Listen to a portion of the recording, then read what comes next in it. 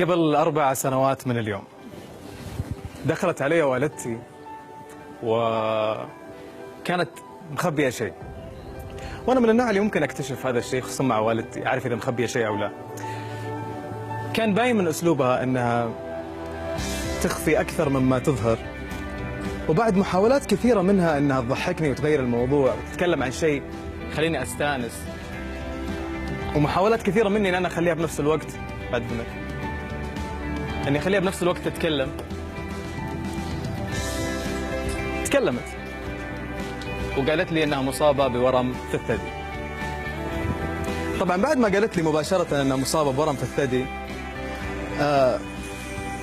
قالت حميد، وأن كشوفات بسيطة ممكن تحل الموضوع للأبد.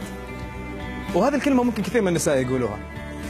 قبل كم يوم كنت أقرأ إحصائية عن أن كل 8 سيدات في سيدة من بينهم ممكن تكون مصابة بسرطان الثدي. ففكرت وقلت كم واحدة من اللي حولي ممكن تكون فعلا مصابة بهذا السرطان؟ كم واحدة من اللي يشوفوني ممكن تكون مصابة بهذا السرطان؟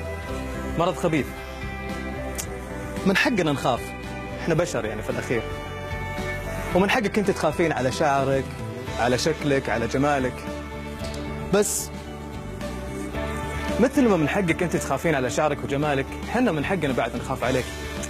يعني انت عندنا اكثر من مجرد شكل ومظهر او مجرد،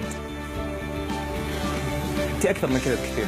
عشان كذا اتمنى فعلا ان يزيد الوعي، وان نستشعر فعلا كم شخص حولنا ممكن نفقده بسبب هذا المرض. احنا كائنات جدا ضعيفه واحنا متفرقين، بس احنا اقوى كائنات واحنا مجتمعين.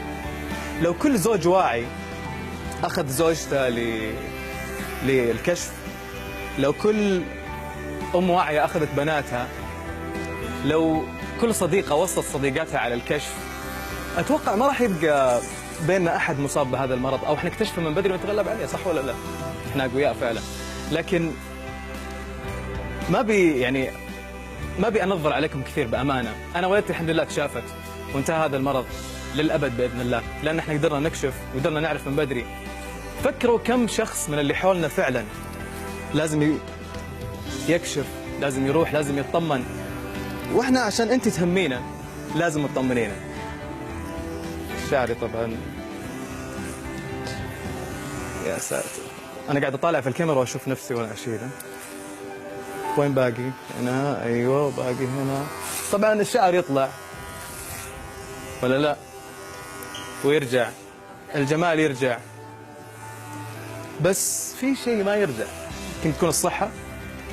احنا تهمنا صحتك كثير، فعشان كذا اتمنى كل واحد يشوف المقطع هذا عشان يشوف بدر قاعد يحلق مثلا، يفكر بان لازم تكلم اقرب انسانه جنبك، اختك، امك، زوجتك، بنتك، وتقول لها توجهي للمستشفى واكشف بكل بساطه. طبعا انا اعتقد اني ما راح اقدر اكمل حلاقه بنفسي، بس ان شاء الله اني انا اغلب الشعر.